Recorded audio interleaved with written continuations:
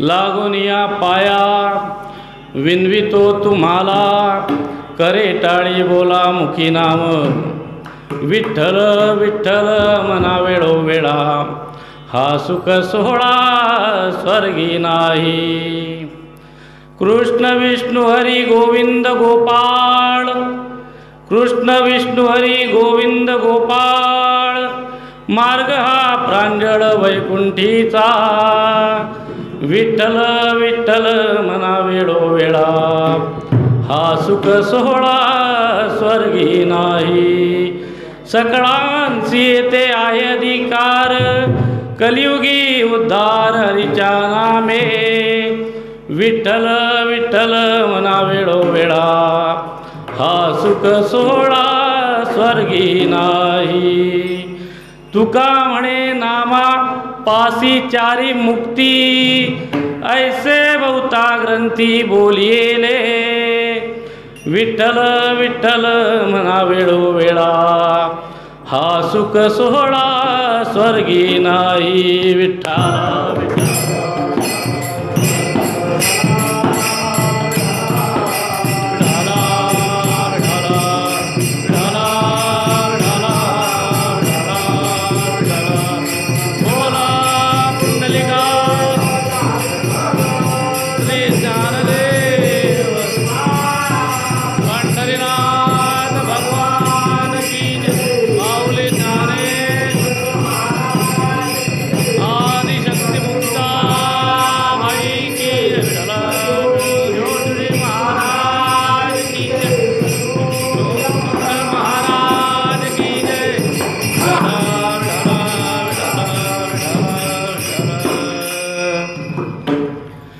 या कुंदे तुषारधार धवला, या शुभ्रवस्त्रारुता, या वीणा दंडमंडित करा, या श्वेत पद्मासना, या ब्रह्माच्युत शंकर प्रभुती, देवे सदा वंदिता, सामा पातु सरस्वती भगवती, निशेषे झाड्या पहा, महायोगपीठे तटे भीमरथ्यां, वरं पुंडलीकाय दातुन्मुनीन्द्रे, समागस्ततिष्ठन्नमानन्दकन्दं, परब्रह्मलिङ्गं भजे पाण्डुरङ्गम्।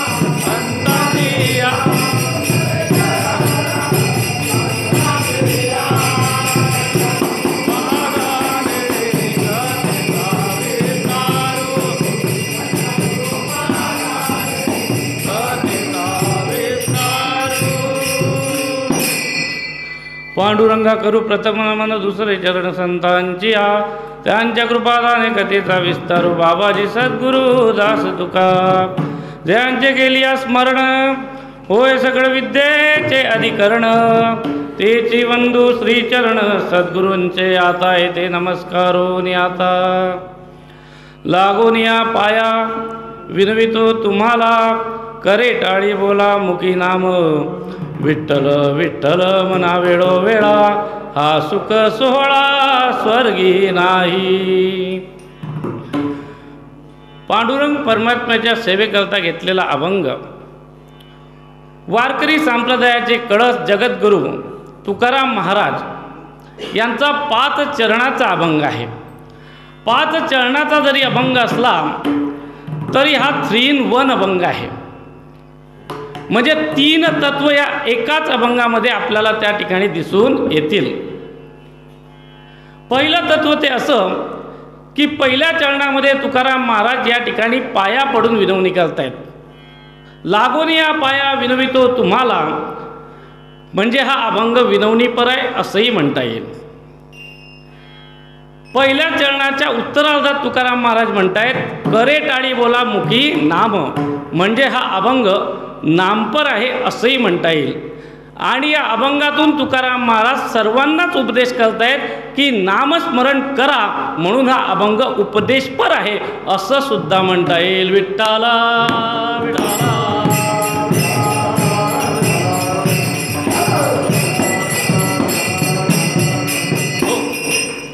कीर्तनरूपी सेवेला प्रारंभ करण्यापूर्वी 1-2 गोष्टींचा परिहार द्यायचा तो असा की आजची सेवा निमित्त आहे. सर्वांना ज्ञात आहेत, कारण श्रोते आणि वक्ता दोघंही या ठिकाणचेच आहे आणि सप्ताही आपलाच आहे. त्यामुळे न सांगितलेलं बरं, परंतु वक्त्याच्या इति कर्तव्याप्रमाणे या ठिकाणी आपल्या सांगवी गावाला आपल्या वाडवडिलांनी संतांनी रामनवमीनिमित्त जो सप्ताहाची परंपरा लावून दिलेली आहे, या सप्ताहाच्या परंपरेनुसार ही सप्ताहाची सेवा चालू आहे. आणि या सप्ताहामधील 5वं पुष्प गुंफण्याचं काम माझ्याकडे हरिभाऊ आणि किशोर महाराज यांनी दिलेलं आहे. विठ्ठला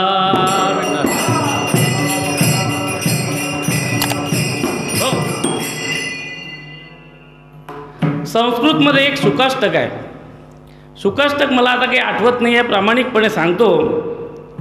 कदाचित चक्रधर मामांना आठवत असेल की पोपट गोड बोलतो. अरे भाऊ, पोपट गोड बोलतो हा त्याचा गुण की हा त्याचा दोष? पोपट गोड बोलतो हा त्याचा गुण की हा त्याचा दोष? तर पोपट गोड बोलतो हा त्याचा दोष आहे, कारण गोड बोलतो म्हणून तो पिंजऱ्यात अटकतो. विठ्ठला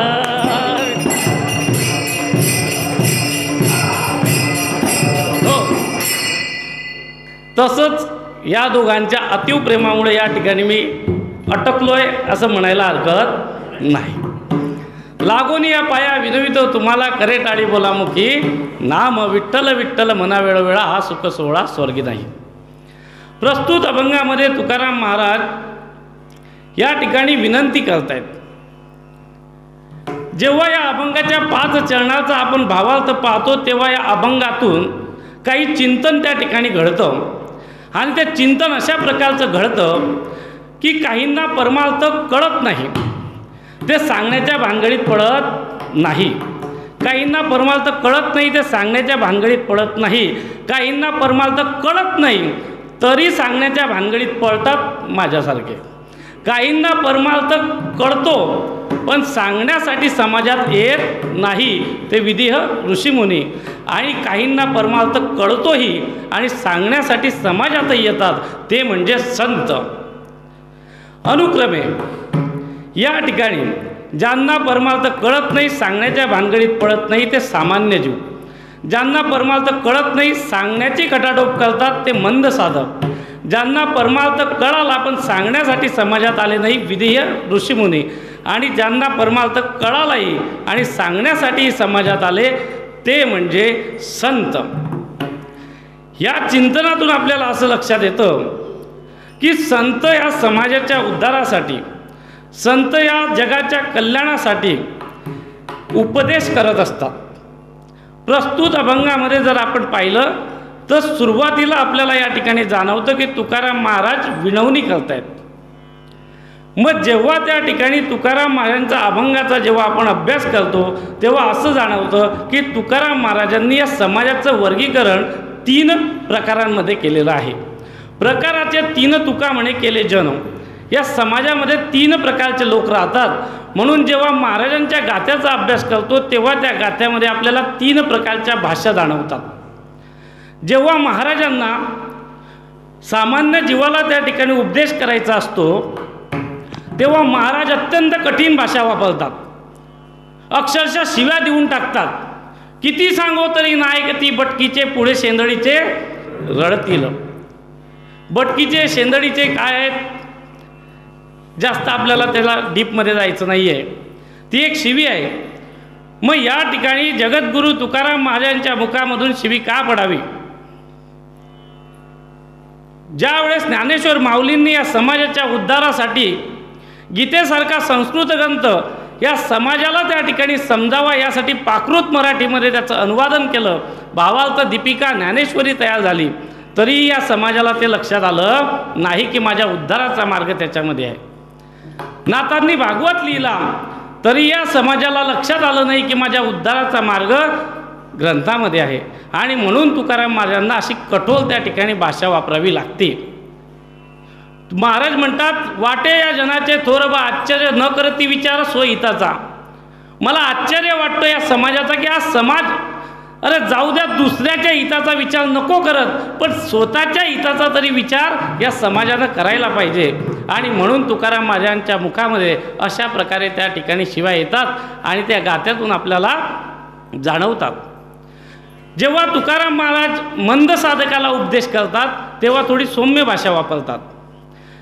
सांगतो तुम्हासी बजारे विठ्ठला,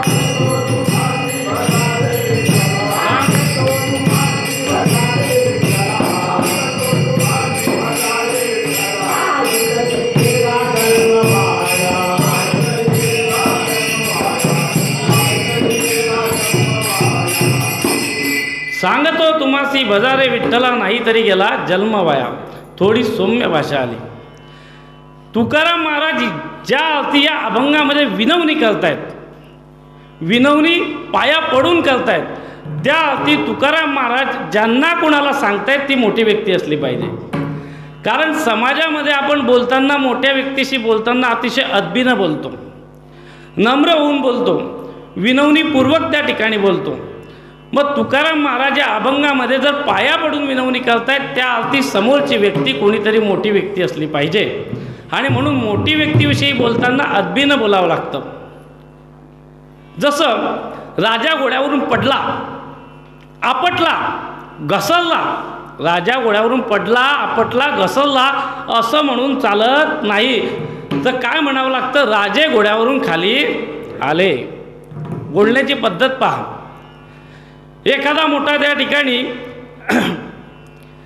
इंजिनियर आहे, अधिकारी आहे, गावचा सरपंच आहे आणि तो दररोज त्या ठिकाणी पीत असेल, हरिभाऊ त्याला बेवडा म्हणून चालणार नाही. त्याला काय म्हणावं तर त्या ठिकाणी सर साहेब दिवसभरच्या कामानं थकतात आणि म्हणून रात्री थोडी घेतात विठ्ठला.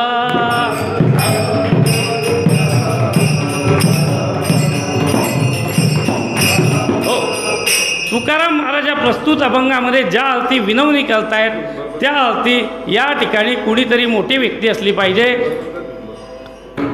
तर तुकाराम महाराज ज्या अर्थी या ठिकाणी विनवणी करतायत त्या अर्थी ही मोठी व्यक्ती असली पाहिजे.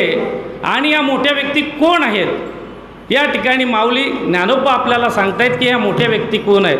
गाते श्रोते आणि पाहते, गाते श्रोते आणि पाहते,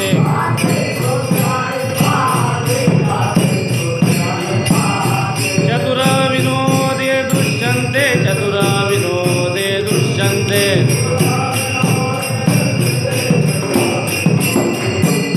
सोहम भावी पूर्ण ज्ञाते, सोहम भावी पूर्ण ज्ञाते,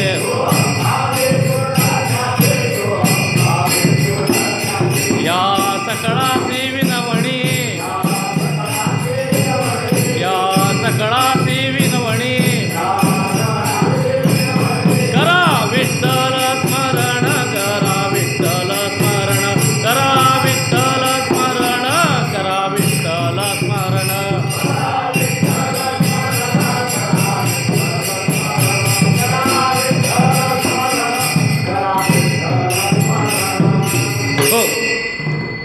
ज्ञानोबा सांगतायत की ही मोठी व्यक्ती कोण आहेत. गाते, श्रोते, पाहते, चतुर, विनोदे, दुष्यंते, सोहमभावी आणि पूर्ण ज्ञाते या 8 प्रकारच्या लोकांना तुकाराम महाराज विनवणी करतायत. आणि तुकाराम महाराज काय विनवणी करतायत ते अभंगाच्या पहिल्या चरणामध्ये.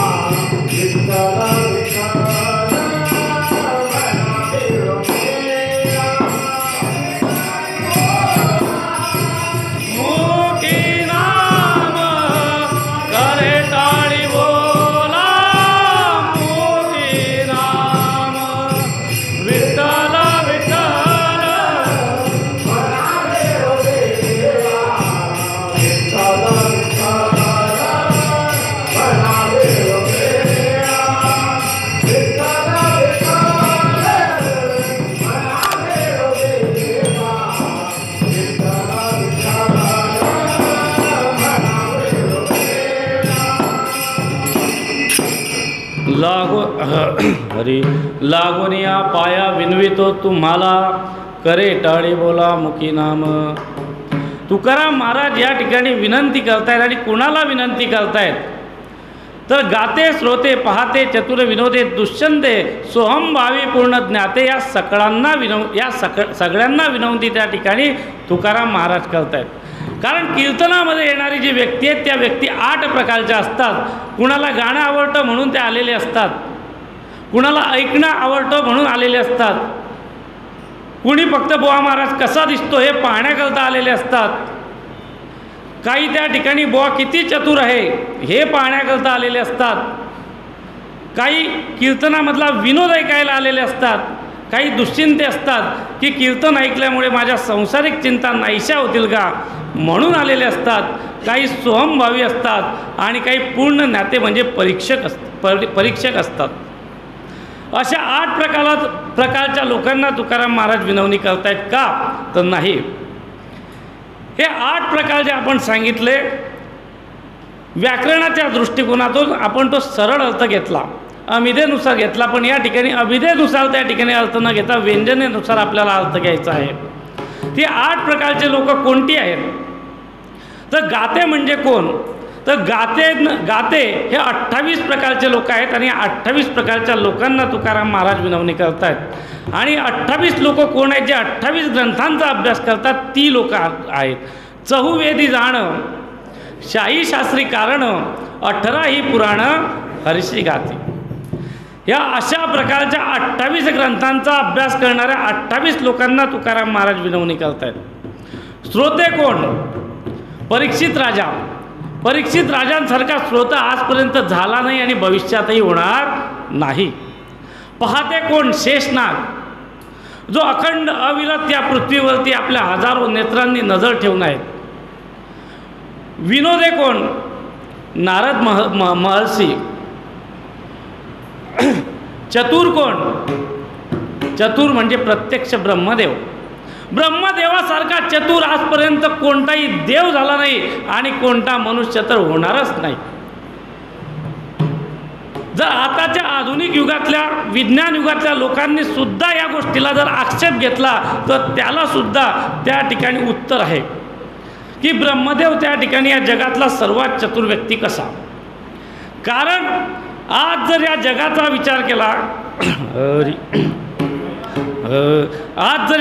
विचार केला तर या जगामध्ये जवळजवळ 7.5 अब्ज कोटीच्या वरती माणसांची लोकसंख्या आहे. म्हणजे तेवढे माणसं आहेत. पण एवढे माणसं असूनही त्या ठिकाणी कोणताही मनुष्य सारखा नाही. अरे सख्य जुळे भाऊ किंवा जुळी बहीण जरी घेतली तरी त्यांच्यामध्ये यतिकिंचित फरक जाणवल्याशिवाय राहत नाही. काही जण म्हणतील नाही नाही नाही महाराज, आम्ही हुबेहूब डुप्लिकेट पाहिले, हुबेहूब डुप्लिकेट पाहिले. त्याच्यावर सुद्धा वैज्ञानिक दृष्टिकोनातूनच उत्तर आहे की आज ब्रह्मदेवाने जर आज चतुराई केली नसती तर मोदी सरकारनं डिजिटल इकॉनॉमी निर्माण केली नसती. आणि ती कशी? ब्रह्मदेवांनी प्रत्येक मनुष्य जेव्हा तयार केला, प्रत्येक मनुष्याच्या प्रत्येक हाताचे ठसे वेगळे आहे भाऊ. आणि म्हणून आज आधार कार्डाद्वारे डिजिटल इकॉनॉमी होते. आधार कार्ड घेऊन जा, हाताचा अंगठा टेकवा, लगेच अशोक मारवाडी तुमच्या खात्यातले पैसे तुमच्या हातात देऊन टाकतो नुसत्या अंगठ्यावर. ब्रह्मदेवाची किती चतुराई की 750 अब्ज कोटीच्या वरती माणसं तयार केलीत. पण प्रत्येकाच्या हाताचे ठसे वेगळे. हे तर कुणीच म्हणू शकत नाही की 2 जणांच्या हाताचे ठसे सारखे आहे. आणि तसं कधी झालं तर देवा एकच काम करजो, टाटा बिर्लाच्या हाताचे ठसे न माया हाताचे ठसे एकच करजो. एकच अंगठा टिकून एकचदा अब्जोपती होऊन जाईल. पण असं होणार नाही. कारण ब्रह्मदेवांनी त्या ठिकाणी चतुराई केली आहे. प्रत्येक माणसाच्या हाताचे ठसे, डोळ्यातील बुब्बुड वेगवेगळे आहेत. डोळ्यातले बुब्बुळंसुद्धा वेगवेगळे आहेत. त्याच्यामधल्या असणाऱ्या ज्या सूक्ष्म धमन्या आहेत या धमन्या वेगवेगळ्या आहेत. आणि त्याच्यामुळेच आधार कार्ड काढत असताना आपल्या डोळ्यांच्या बुब्बुळा स्कॅन केल्या जातात, हाताचे ठसे स्कॅन केले जातात. आणि म्हणूनच एका हाताच्या ठशाचे 2 आधार कार्ड सापडत नाही. विठ्ठला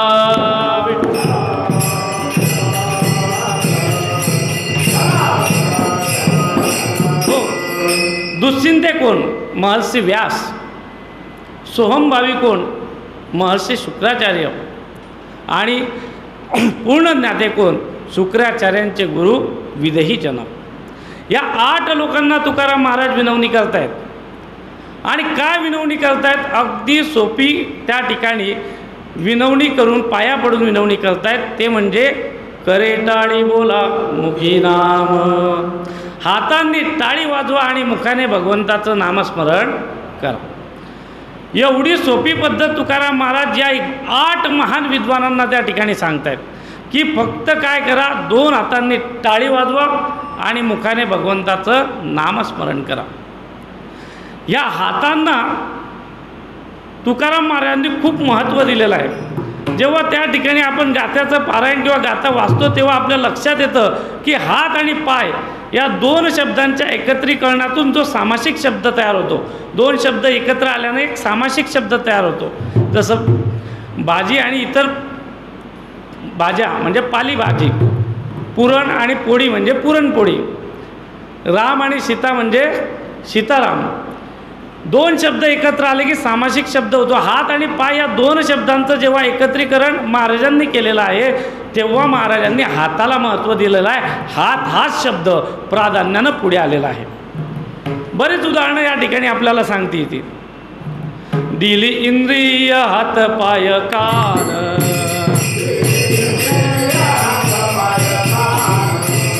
डोळे मुख बोलाया वचन,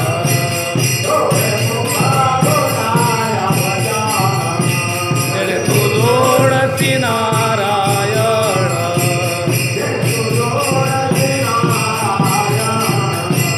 नाते जीवापणा भावरोग.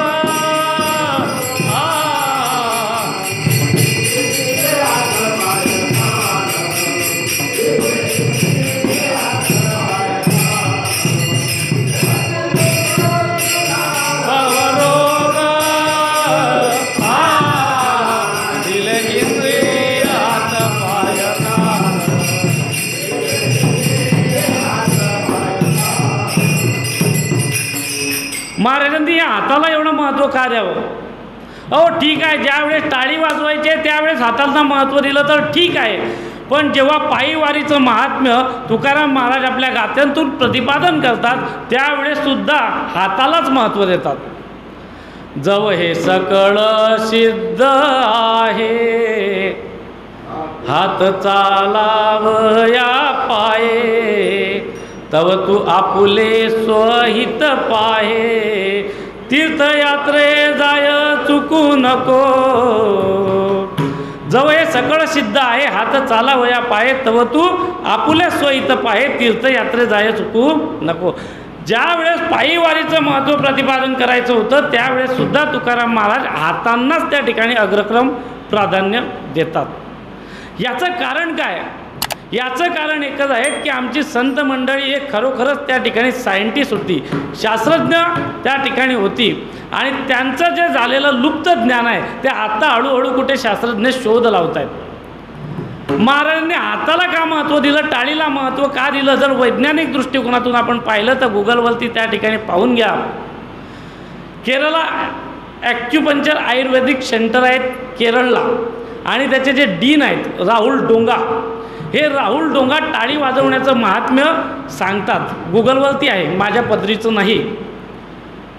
ते टाळी वाजवण्याचं महत्त्व सांगतात की हे शरीर आहे, या शरीराच्या ज्या व्याधी आहे या व्याधी आपल्या शरीरावरती अनेक असे छिद्र आहे, आपल्या भाषेमध्ये डायरेक्ट छिद्र म्हणूया, त्या ठिकाणी ते ॲक्युपंक्चर करतात, म्हणजे आपल्या शरीराला पंक्चर करतात.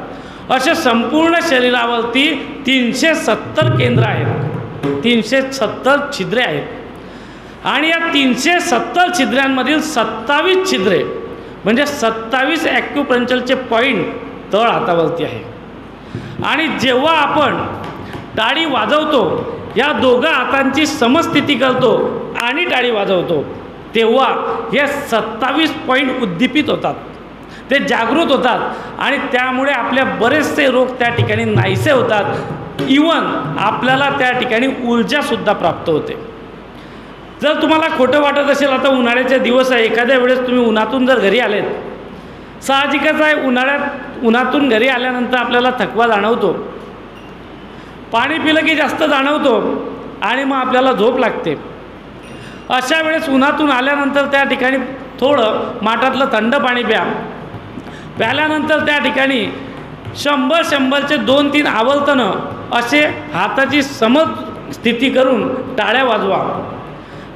ॲटोमॅटिक तुम्हाला असं जाणवेल की माझं शरीर या ठिकाणी आता बलवान होत आहेत, म्हणजे माझ्या शरीरामध्ये ऊर्जा येते, जो आलेला थकवा आहे हा ॲटोमॅटिक त्या ठिकाणी जातो. हे मी नाही सांगत, डॉक्टर राहुल डोंगा सांगतायत की टाळ्यांचं एवढं महत्त्व आहे, आणि हेच महत्त्व तुकाराम महाराजांनी अतिशय त्या अरे विठाला विठाला, हेच प्राचीन काळामध्ये तुकाराम महाराजांना जाणवलेलं ज्ञान होतं. हे वैज्ञानिक ज्ञान आहे. तुकाराम महाराजांना मानणारे नास्तिक लोकसुद्धा या समाजामध्ये आहेत. अरे भाऊ, बौद्ध समाजाचे डॉक्टर आहा साळुंके नावाचे प्राध्यापक आहेत. त्यांनी तुकाराम महाराजांच्या जीवनावरती विद्रोही तुकाराम नावाचं एक पुस्तक लिहिलेलं आहे. त्या पुस्तकामध्ये त्यांनी सिद्ध केलेलं आहे की तुकाराम महाराज हे संत तर होतेच, त्याचबरोबर समाजसुधारकसुद्धा होते. कारण तुकाराम महाराजांच्या अभंगामध्ये वैज्ञानिक दृष्टिकोनता आपल्याला प्रकर्षानं त्या ठिकाणी जाणवते. अंधश्रद्धेला कुठेही तुकाराम महाराजांनी थारा दिलेला नाही. कारण हा जो आपला पंथ आहे, हा संप्रदाय जो आहे हा वैश्विक संप्रदाय आहे आणि वारकरी संप्रदायामध्ये तुम्हाला त्या ठिकाणी अंधश्रद्धेला थारा दिसणार नाही. लहान तोंडी मोठा घास होईल, पण वारकरी संप्रदाय हा वटवृक्ष आहे आणि या वटवृक्षाच्या ज्या फांद्या आता तयार झालेल्या आहेत त्या फांद्यांमध्ये आपण जर त्यांचं तत्त्वज्ञान जर पाहू गेलं, आज लोक त्या मार्गानं जास्त जात आहेत. या ठिकाणी 50 लोक बसलेले आहेत, पण हे 50 लोक जे आहेत ते सच्चे आहेत, चिरंतर आहेत, टिकणारे आहेत. कारण हा संप्रदाय चिरंतर आहे. पण त्या फांद्यांच्याद्वारे त्या ठिकाणी जे लोक जात आहेत त्यांचं तत्त्वज्ञान पहा तुम्ही. काय झालं, तुम्हाला दुःख होत आहे, तुमचं अमुक अमुक झालं आहे का, जा तिरकोटीवर जा, नारळ फोडून या, तुमचं कार्य होईल. हे कुठेही वारकरी संप्रदायात सांगितलेलं नाही. वारकरी संप्रदाय त्या ठिकाणी पूर्ण वैज्ञानिक दृष्टिकोनातून त्याचं तत्त्वज्ञान आपल्याला जाणवतं. समाजाची खरोखर शोकांतिका आज त्या ठिकाणी वाटते. कारण जो गरीब संप्रदाय असतो त्या संप्रदायामध्ये बहुतांशी लोक कमी शिकलेली असतात, पण ते सच्चे असतात, ते प्रामाणिक असतात. बहुतांशी म्हटलं मी, असं नाही की नाही आहे. मोठमोठे त्या ठिकाणी डॉक्टर, इंजिनियर, प्राध्यापक, कीर्तनकार आहेत, प्रवचनकार आहेत, पण बहुतांश त्या ठिकाणी मी म्हटलं. पण जी शिकलेली सवरलेली माणसं आपल्याला जाणवते ते या फांद्यांच्या मागे जाताना आपल्याला दिसत आहेत.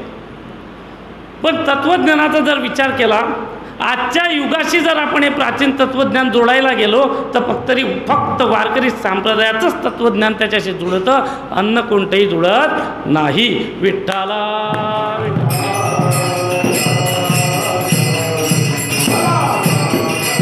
हो, या ठिकाणी तुकाराम महाराज सांगतात की हातांनी टाळी वाजवा, कारण टाळी वाजवल्यामुळे तुम्हाला त्या ठिकाणी एकाग्रता प्राप्त होणार आहे. या टाळीमधून तो नादब्रह्म निर्माण होईल आणि तो जेव्हा तुमच्या कळनातून तुमच्या बुद्धीला त्या ठिकाणी छेदणार तेव्हा तुमचं मन प्रसन्न होणार आणि ॲटोमॅटिकच तुम्हाला त्या ठिकाणी ध्यान लागणार. आणि हातांनी टाळी वाजवता वाजवता त्या ठिकाणी मुखाने भगवंताचं नामस्मरण करा. मुखानं नामस्मरण करणं म्हणजे बोलणं. बोलण्याच्या शास्त्रामध्ये 6 त्या ठिकाणी पद्धती किंवा प्रकार सांगितलेले आहे. नरकस्पर्श, इंद्रियस्पर्श, मनस्पर्श, बुद्धिस्पर्श, चित्तस्पर्श आणि परातत्वस्पर्श. थोडक्यामध्ये या ठिकाणी सांगतो, नरकस्पर्श म्हणजे अत्यंत घाणेरडं बोलणं की समोरच्याला ते ऐकणं सहन न होणं, ते ऐकून त्याच्या कानाचे पडदे फाटणं. इंद्रिय स्पर्श म्हणजे इंद्रियाला लागणाऱ्या वस्तू मागणं किंवा इंद्रियांसाठी बोलणं. मनस्पर्श मनाला रिझवण्यासाठी आपण बोलणं. बुद्धिस्पर्श विचार करून बोलणं.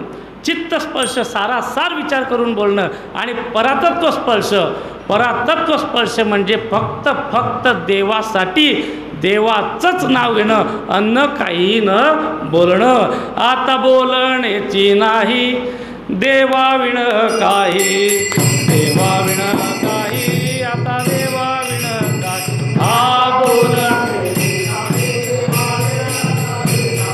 आता देवाविण काही,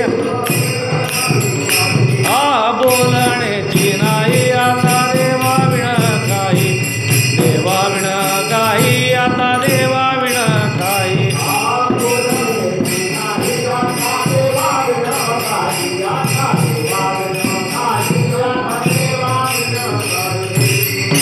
मुद्दामून डबल घेतलं, म्हटलं पाठ होई जाईल. आता बोलण्याची नाही आता देवाविण काही. देवाशिवाय काही न बोलणं म्हणजे परातत्व स्पर्श, म्हणजे परातत्व बोलणं. ज्ञानेश्वर माऊलीसुद्धा ज्ञानेश्वरीमध्ये परातत्व स्पर्शू म्हणजे परातत्व बोलणं म्हणजे काय ते आपल्याला सांगतात. वाचे बर्वे कवित्व, कवित्वी बर्वे रसिकत्व, रसिकत्वी परातत्व स्पर्शू जैसा. वाचे म्हणजे बोलणे. बोलण्यात बोलणं काय तर कवित्व कळणं, कारण त्या ठिकाणी कवित्वानं काव्यानं बरं वाटतं. कवित्वात काय, जे काव्यात रसिकत्व लागतं, म्हणजे ते काव्य ऐकल्यानंतर आपल्याला ध्यान निर्माण होतं, ते चांगलं. पण त्याच्यातसुद्धा काय चांगलं, त्याच्यात जर काही चांगलं असेल तर ते फक्त भगवंताचं नाम चांगलं. विठ्ठला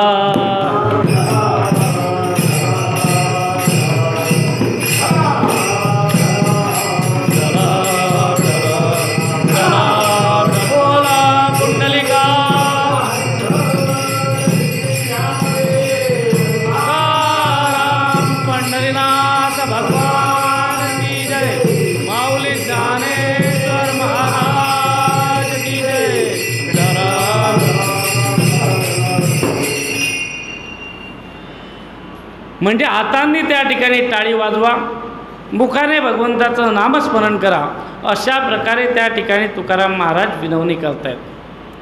तेव्हा काही श्रोत्यांनी त्या ठिकाणी तुकाराम महाराज यांच्याकडे प्रश्न केला, महाराज आम्हाला तुम्ही सांगितलेलं आतापर्यंतचं सगळं समजलं की हाताची समस्थिती करून टाळी वाजवायची आणि भगवंताचं नामस्मरण करायचं, पण कोणत्या भगवंताचं नामस्मरण करायचं? अभंगाच्या दुसऱ्या चरणामध्ये.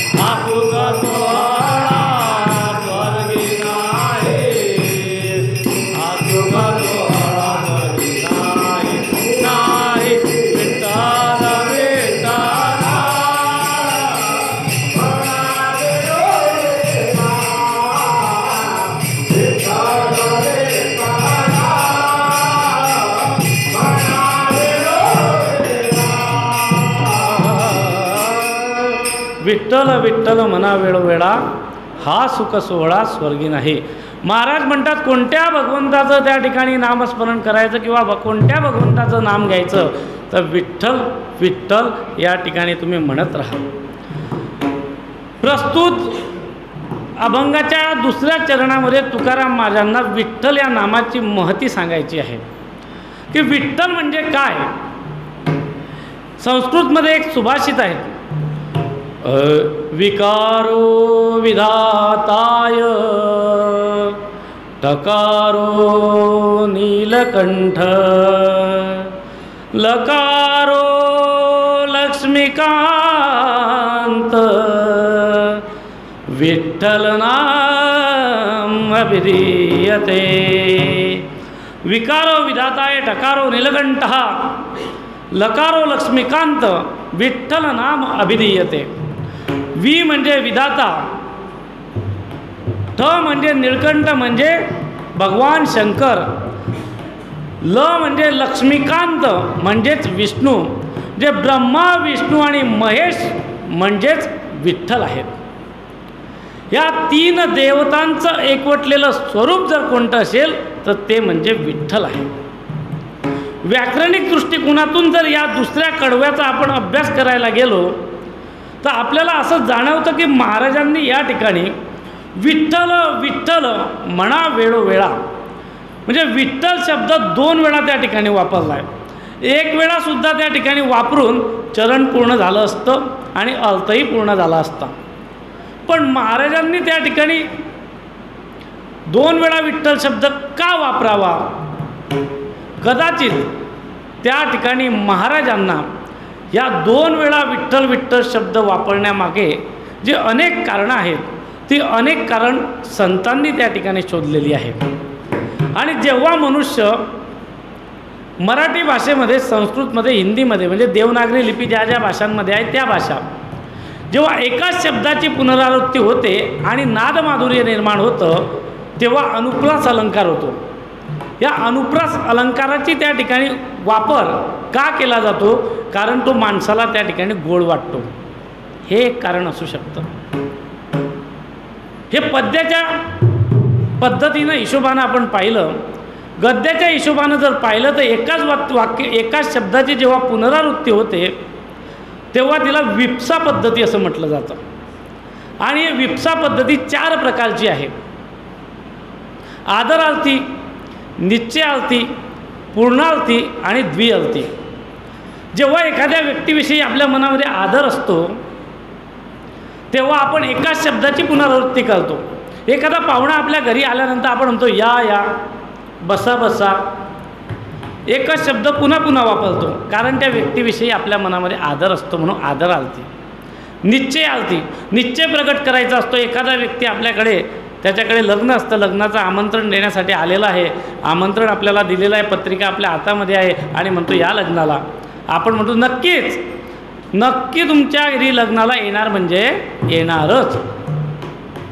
निश्चय असतो की तुमच्याकडे लग्नाला येऊ म्हणजे येऊच, काळजी नसावी. तिसरी जी पद्धत आहे किंवा प्रकार आहे पूर्णार्थी. जेव्हा एखादं त्या ठिकाणी आपल्याला काम पूर्ण केलेलं आहे आणि ते ठामपणे सांगायचं आहे तेव्हा त्या ठिकाणी एकाच शब्दाची पुनरावृत्ती होते. जसं दौऱ्या सप्ताहामध्ये राऊत महाराजांच्या कीर्तनाला सांगवीतला माणूसनी माणूस हजर होता. सांगवीतला माणूसनी माणूस हजर होता. गावात कुणीच नव्हतं. शिल्लक कोण होते? तेवढे कुत्रे. विठाला विठाला. हो, विनोदाचा भाग सोडा. सांगण्याचं एकच तात्पर्य आहे की माणूसनी माणूस हजर होता म्हणजे घरामध्ये कुणीही माणूस नव्हता. सर्व कुठे होते? तर धर्ममंडपामध्ये कीर्तन ऐकायला हजर होते. किंवा बागेतलं फुलं फूल तोडून आणलं म्हणजे आता बागेत फुल शिल्लक नाही. पूर्णार्थी.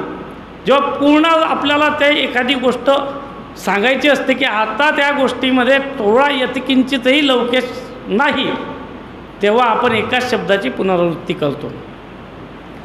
द्विअर्थी. 2 अर्थानं जेव्हा त्या ठिकाणी एकच शब्द वापरायचा असतो तेव्हा संत म्हणतात की तुकाराम महाराजांनी कदाचित त्या ठिकाणी विठ्ठल विठ्ठल या एकाच शब्दाची पुनरावृत्ती का केली असावी? कारण एक शब्द भगवंताच्या परमात्म्याच्या नावाकरता आणि जेव्हा आपण भगवंताचं नाम घेतो, जेव्हा नामस्मरण करतो त्यावेळेस भगवंताचं रूपसुद्धा आपल्या डोळ्यासमोर यायला पाहिजे. म्हणजे एक विठ्ठल शब्द नामाकरता, एक विठ्ठल शब्द रूपाकरता. करा विठ्ठल स्मरण, करा विठ्ठल स्मरण.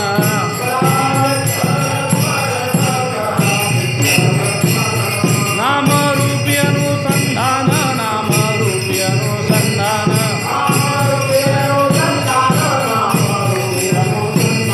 जाणूनी भक्ता भवलक्षण, जाणूनी भक्ता भवलक्षण.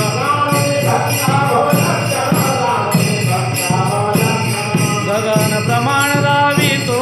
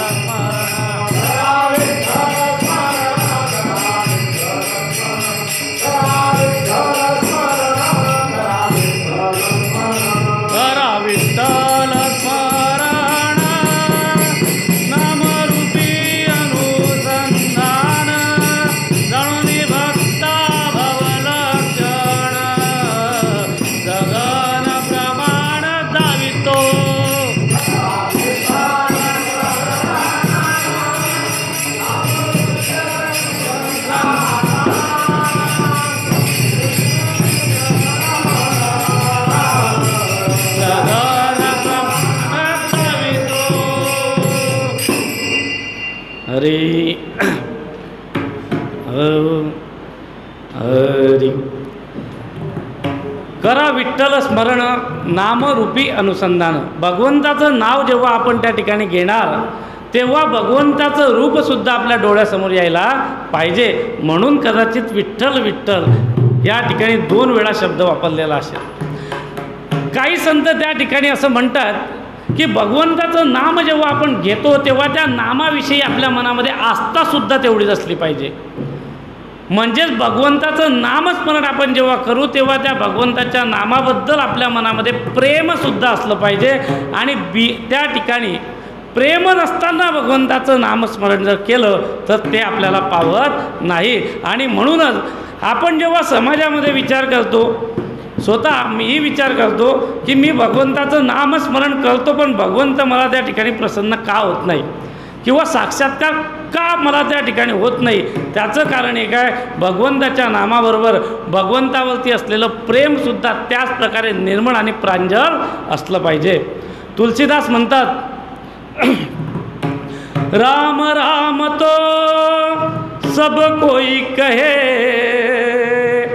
राम राम तो सब कोई कहे, ठग ठाकुर और चोर. राम राम तो सब कोई कहे, ठग ठाकुर और चोर, बिना प्रेम रिझे नहीं तुलसी नंद किशोर. ह्या नंद किशोराला, या विठ्ठलाला, या भगवंताला, या कृष्णाला जर त्या ठिकाणी रिझवायचं असेल तर प्रेमसुद्धा तितकंच त्या ठिकाणी प्रांजळ निर्मळ असलं पाहिजे. किंवा संत म्हणतात, कदाचित त्या ठिकाणी या विठ्ठल शब्दाची पुनरावृत्ती यासाठी झाली असावी की एक विठ्ठल शब्द आदरा करता आणि एक विठ्ठल शब्द आवडी करता. कारण या 2 गोष्टी घरात असल्याशिवाय संसार व्यवस्थित चालत नाही. कारण बायकोबद्दल आपल्या मनामध्ये आवड असते हरिभाऊ, आईबद्दल आपल्या मनामध्ये आदर असतो. बायकोबद्दल आवड मिळेल भाऊ, आईबद्दल आदर असतो. आणि म्हणून बायकोला दर महिन्याला साडी भाऊ आणि आईला वर्षातून एखादं पातळ. विनोदाचा भाग सोडा, आपली बाई साडीच घालत नाही भाऊ, काय संस्कृती आहे. विठ्ठला विठ्ठला विठ्ठला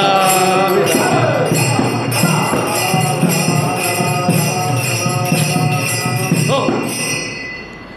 विनोदाचा भाग सोडा, एक आवडी करता विठ्ठल शब्द, एक आदरा करता त्या ठिकाणी विठ्ठल शब्द. आणि म्हणून तर त्या ठिकाणी ज्ञानेश्वर माऊली नमनाच्या आरंभीच्या अभंगामध्ये म्हणतात, आरंभी आवडे आदरे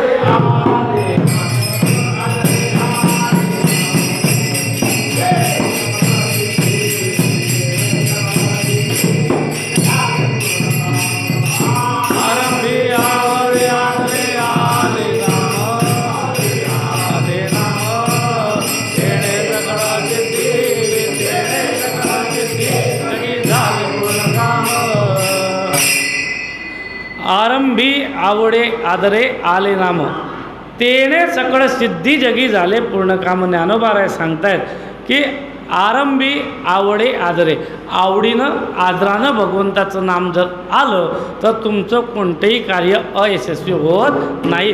प्रत्येक कार्य पूर्णत्वास गेल्याशिवाय राहत नाही. विठ्ठला विठ्ठला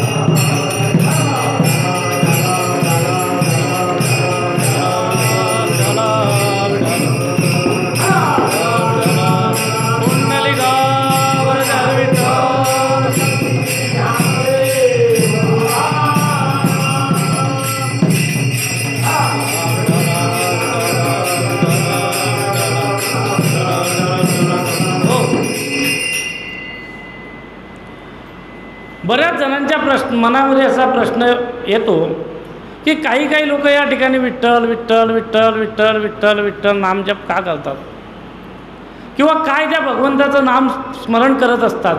एखादं नाव घेतल्यानंतर त्या ठिकाणी, एखादं नाम घेतल्यानंतर त्या ठिकाणी आपला फुकटचा वेळ त्या ठिकाणी वाया जातो असं काहींचं म्हणणं असतं. कारण आता चमत्काराला नमस्कार करणारे लोक आहेत किंवा त्या ठिकाणी आपण म्हणतो की बाप दाखव आणि श्राद्ध कर. आता लोकांना तात्काळ रिझल्ट पाहिजे, तात्काळ बिलकुल. लेट रिझल्ट लोकांना चालत नाही. काही म्हणतात मग ते त्याच ठिकाणी एकाच शब्द परत परत म्हटल्यानं तुम्हाला काय मिळतं, त्याचा उच्चार केल्यावर काय मिळतं. भाऊ नोकरी नोकरी नोकरी म्हणत राहिली तर मला नोकरी लागेल का. भाकरी भाकरी म्हटलं तर माझं पोट, त्या ठिकाणी माझ्या पोटामध्ये जी तृष्णा क्षुधा निर्माण झाली आहे ती भागेल का. तर नोकरी नोकरी म्हणून नोकरी मिळणार नाही, छोकरी छोकरी म्हणून छोकरी तर अजिबात आताच्या काळात मिळणार नाही. पण भगवंताचं नाम जर तुम्ही त्या ठिकाणी घेत राहिलं तर तुम्ही प्रत्यक्ष भगवंत झाल्याशिवाय राहणार नाही. प्रत्यक्ष भगवंत होण्याची संधी आपल्याला भगवंत देतो की माझं नाव त्या ठिकाणी उच्चारा, तुम्ही स्वतः भगवंत होणार. आणि झाले नाही आहेत का, आतापर्यंत जे संत झालेत त्या संतांना आपण भगवंताच्या स्वरूपामध्ये पाहत नाही. ज्ञानोबा आहे, तुकोबा आहे, हे संतच आहे आणि संतांनी तशी प्रमाणं दिली आहेत. देवते संत, देवते संत, देवते संत, देवते संत, निमित्त द्या प्रतिमा.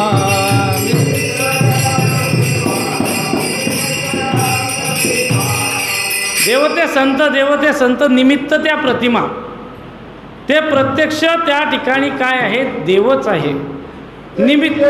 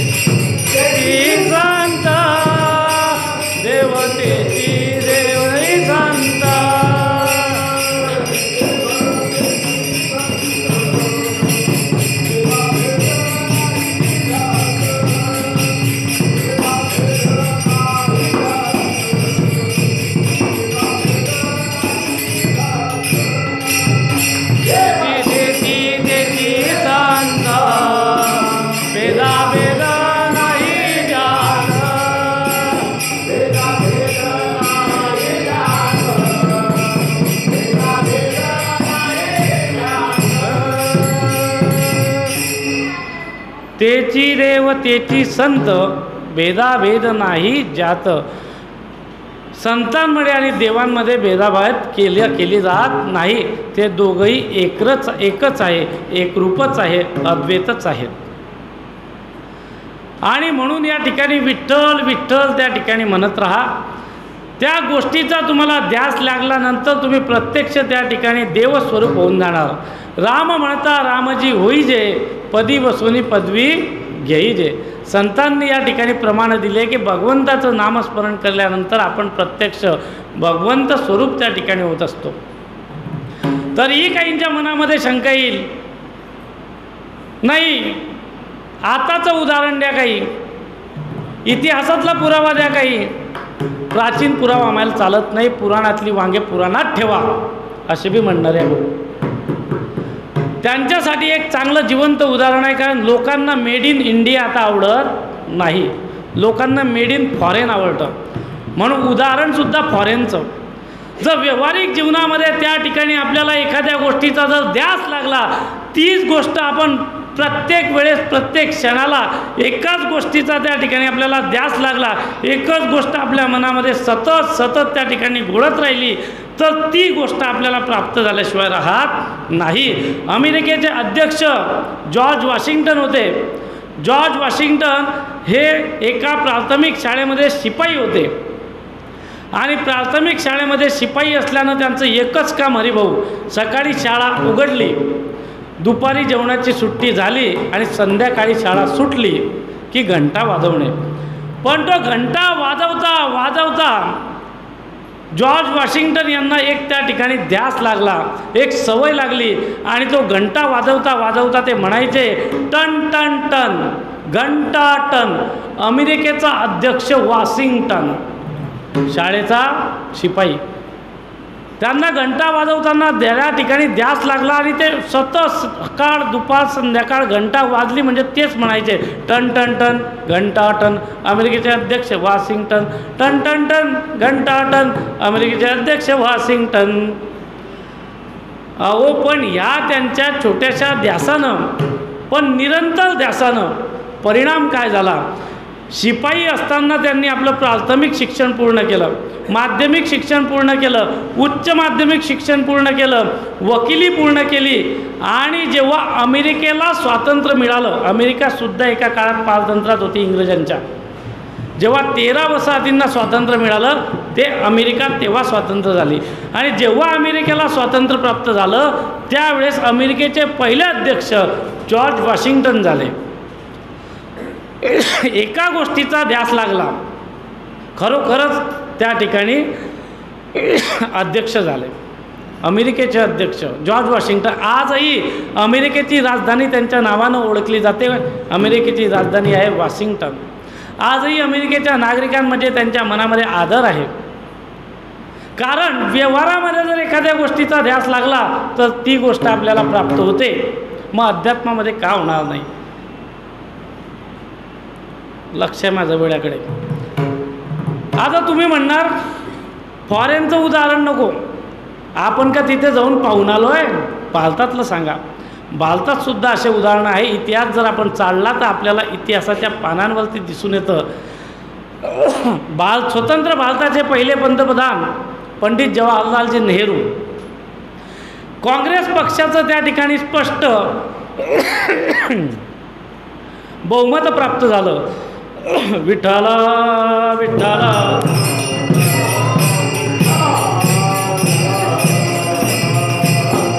हो, ज्यावेळेस भारताला स्वातंत्र्य प्राप्त झालं त्यावेळेस स्वतंत्र भारताचे पहिले पंतप्रधान पंडित जवाहरलाल नेहरू हे काँग्रेस पक्षाला स्पष्ट बहुमत प्राप्त झाल्या कारणानं पंतप्रधान झाले. बाकी गोष्टी आपल्याला काही पाहायच्या नाही, पंतप्रधान झाले. विरोधी पक्षाचे गटनेते होते मोरारजी देसाई. आणि असंच एकदा संसदेमध्ये चहा पाण्याचा कार्यक्रम असतो. जर तुम्ही संसद टी व्हीवरती पाहत असणार तर तुम्हाला दिसतो मध्यंतरीचा काळ सगळे पक्ष एकत्र येतात, चहा पाण्याचा कार्यक्रम करतात. म्हणजे इकडे भानगडी आपल्यामध्ये लावून देतात, तू भाजपवाला, मी काँग्रेसवाला, मी RPI वाला, मी शिवसेना, तो मनसे. आणि तडी गेले संसदेत की सगळे बाळगुंडे एकत्र होऊन चहा घेतात. चहा पाण्याचा कार्यक्रम असतो संसदेत. त्या चहा पाण्याच्या कार्यक्रमामध्ये मोरारजी देसाई पंडित जवाहरलाल नेहरूंना म्हणाले की एक वेळेस भारताचा पंतप्रधान होईल, एक वेळेस भारताचा पंतप्रधान होईल. त्यावेळेस काँग्रेस पक्ष प्रत्येकाच्या जनमनामध्ये त्या ठिकाणी बसलेला होता, कारण काँग्रेस पक्षानं या स्वातंत्र्यासाठी खूप काही दिलेलं होतं. त्याच्यामुळे पंडित नेहरूंना असं वाटलं की यांचं वाक्य म्हणजे काय. त्या वाक्यावरती पंडित नेहरू आणि त्यांचं मंत्रिमंडळ हसलं, त्यांचा आशा केला. मोरारजी देसाई नाराज झाले नाही, तो ध्यास त्यांनी कायम ठेवला. 3 पंचवार्षिक वाट पाहिली, 3 पंचवार्षिक ध्यास केला, 15 वर्ष ध्यास केला. काँग्रेसचं बहुमत गेलं. जनता पक्षानं मित्रपक्ष तयार केले. मित्रपक्षांचा पाठिंबा घेऊन मोरारजी देसाई 1977ला पंतप्रधान झाले. विठ्ठला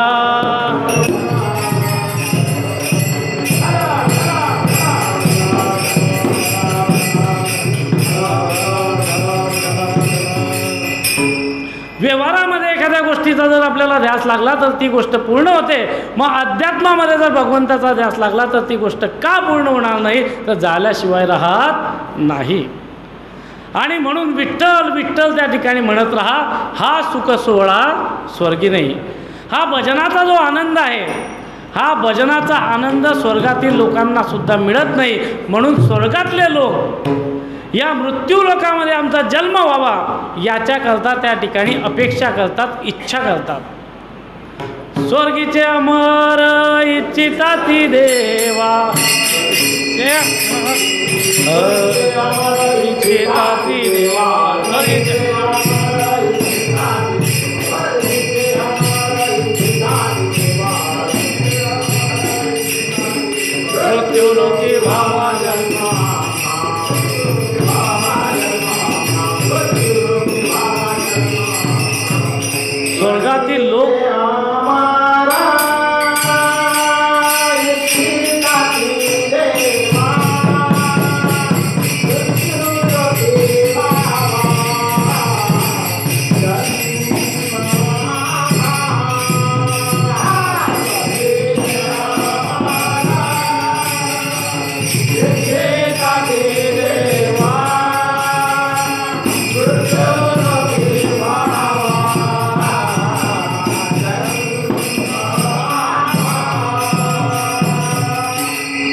स्वर्गीचे अमर इच्छिताती देवा मृत्यूलोकी व्हावा जन्म आम्हा, किंवा आपल्या निरंतर पाठातलं सुद्धा एक उदाहरण आहे, इहलोकीचा हा देह देव इच्छिताती पाहे.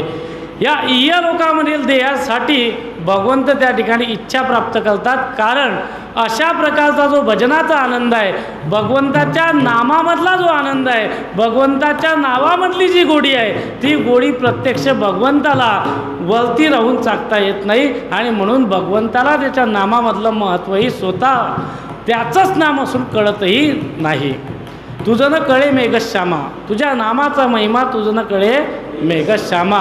म्हणून विठ्ठल विठ्ठल मना वेळोवेळा हा सुख सोहळा स्वर्गी नाही. विठोबार कुमार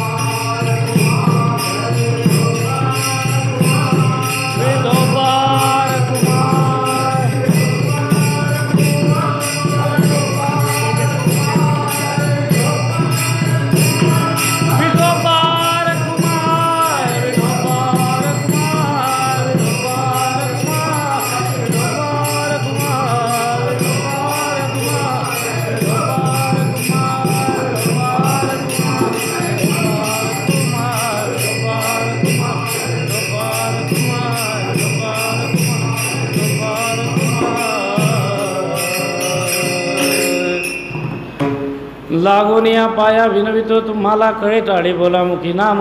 विठ्ठल विठ्ठल म्हणा वेळोवेळा हा सुख सोहळा स्वर्गी नाही. महाराज आपल्याला सांगतायत की अशा प्रकारच्या विठ्ठल नामाचा जो सोहळा आहे, हा सोहळा आपल्याला स्वर्गातही त्या ठिकाणी प्राप्त होत नाही.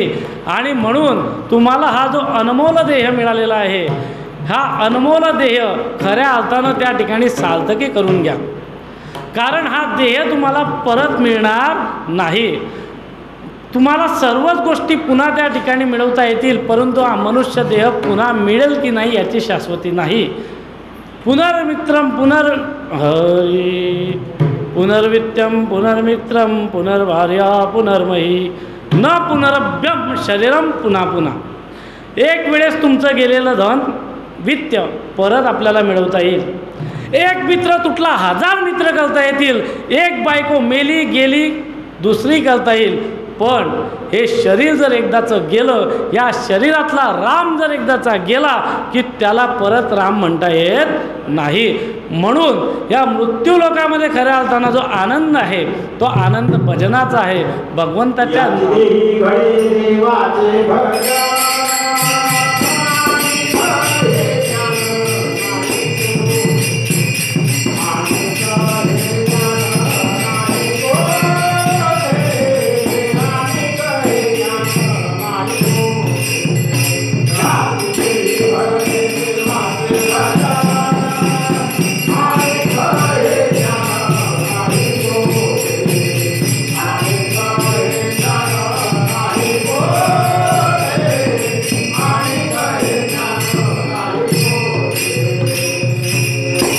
याच देही गळे देवाचे भजन आणि कहे ज्ञान नाही कुठे.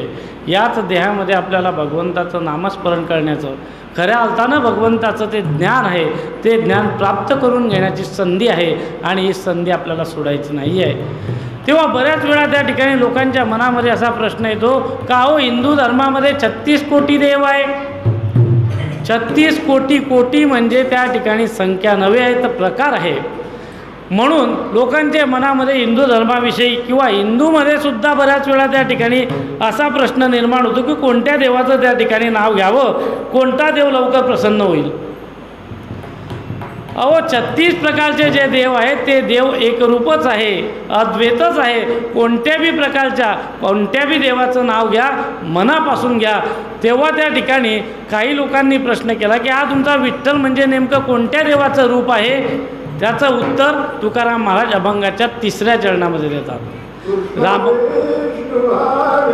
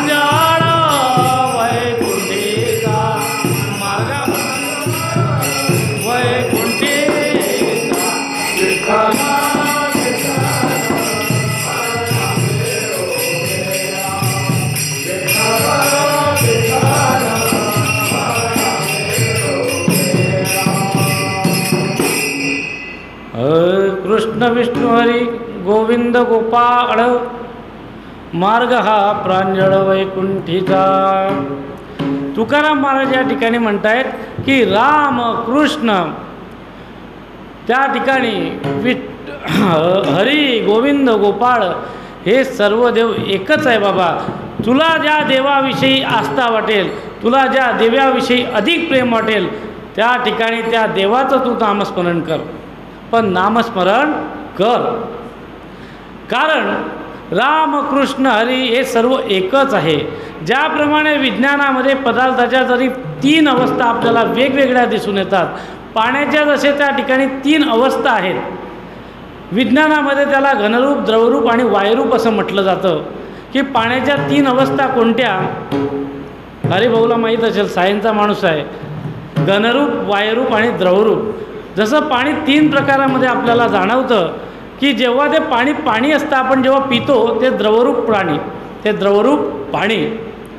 जेव्हा तेच पाणी आपण ग्लासभर घेऊन फ्रीजमध्ये ठेवतो किंवा त्या ठिकाणी अधिकचं कमाल तापमानापेक्षा कमी तापमानात ते पाणी घेऊन जातो हिमालयासारख्या ठिकाणी, तेव्हा ते पाणी घनरूप होऊन जातं, म्हणजे बर्फ होतो, घनरूप होऊन जातं.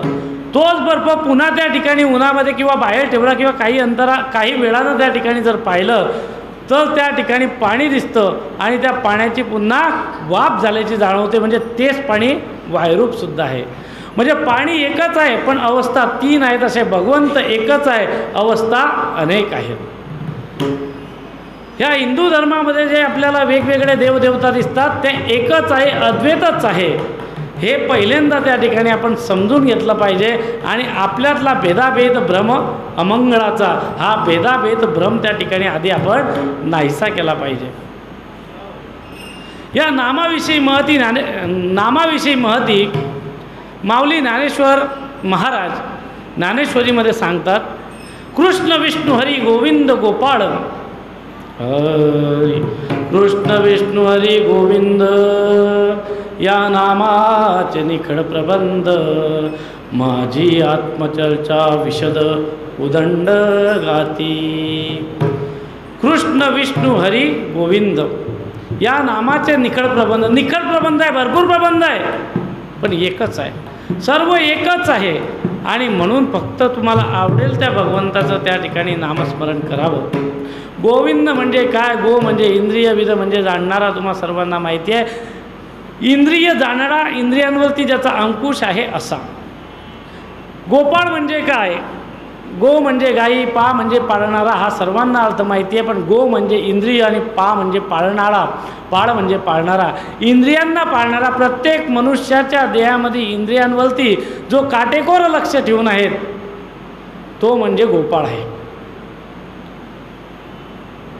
आणि आपल्या सर्वांना ज्ञात असलेला अर्थ माहिती आहे की गाई पाळणारा तो गोपाळ. कीर्तनाची या ठिकाणी नियोजित आणि दिलेली वेळ संपण्यात आलेली आहे. टाळकरांना या ठिकाणी सांगण्यात येत आहे काळजी नसावी. महाराज घड्याळाकडे नजर ठेवून आहेत. विठाला विठाला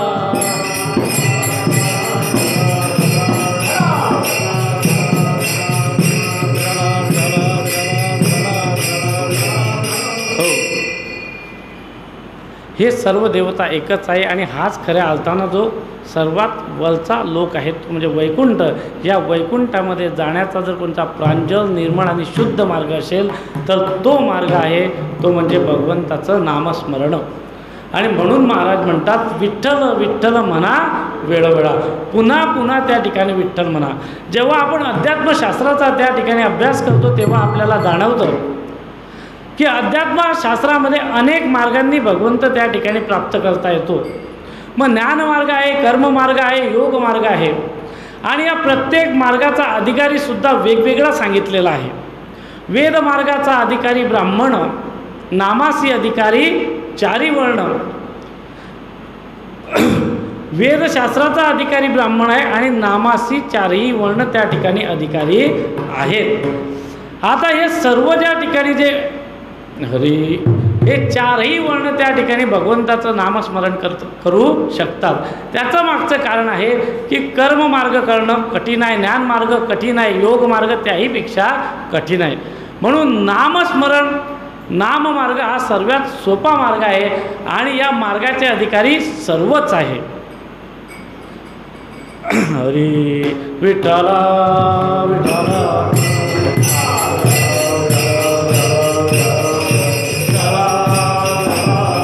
हो.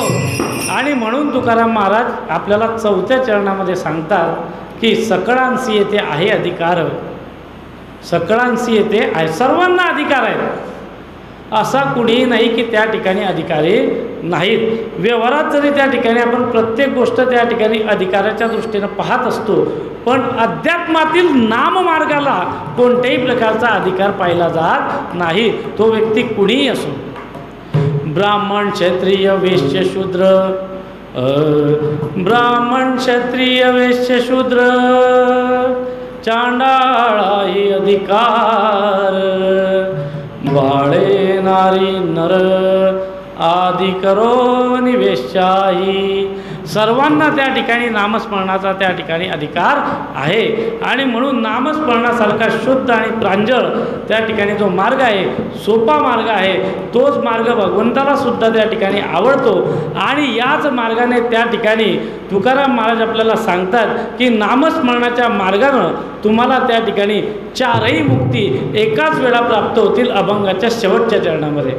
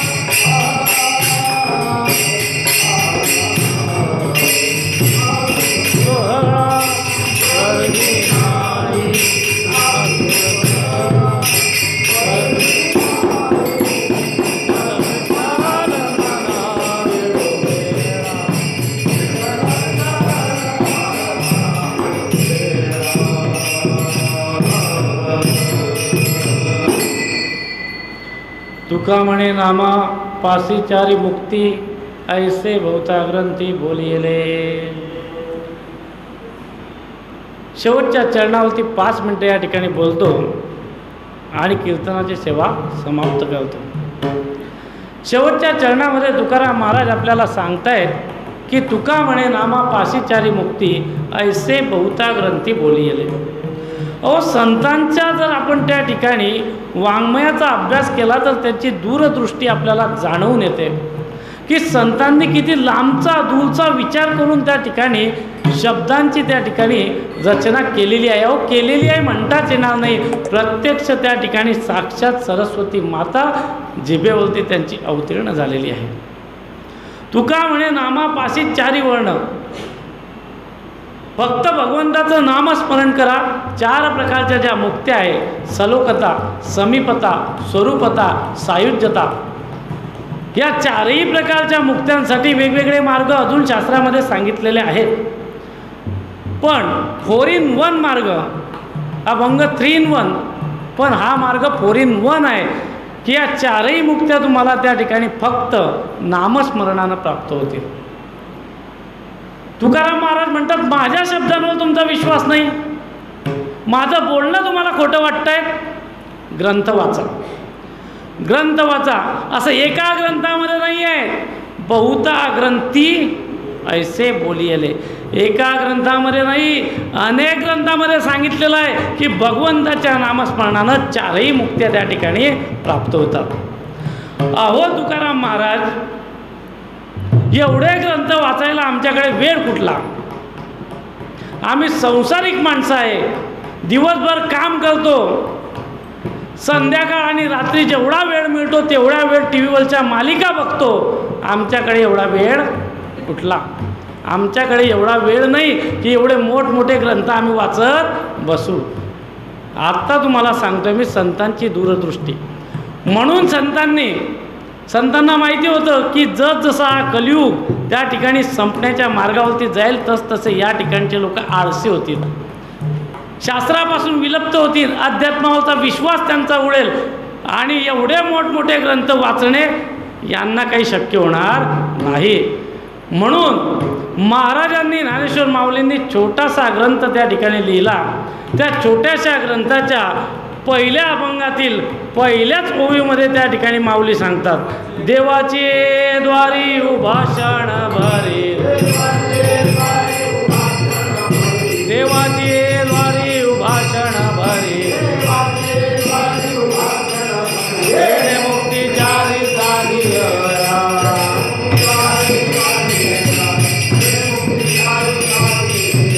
हो, देवाची द्वारी उभाषण भरी तेने मुक्तीचारी साधिल्या, हरिमुखे म्हणा, हरिमुखे म्हणा. 4ही मुक्ती त्या ठिकाणी तुम्हाला प्राप्त होतील केव्हा? हरिमुखे म्हणा, म्हणजे भगवंताचं त्या ठिकाणी चिंतन करा. कारण या कलियुगामध्ये खऱ्या प्रकारचं त्या ठिकाणी शस्त्र, अध्यात्मातील खऱ्या प्रकारचं साधन जर काही असेल तर ते म्हणजे नामस्मरण आहे. कलियुगा माझी करावे कीर्तन, तेने नारायण देईल भेटी. कलियुगामध्ये नामस्मरण करा. याच्या व्यतिरिक्त दुसरं कोणतं तुम्ही पूजापाठ यज्ञविधी नाही केला तरी चालेल, तुम्हाला 4ही मुक्त्या प्राप्त झाल्याशिवाय राहणार नाही. ज्ञानेश्वर माऊली.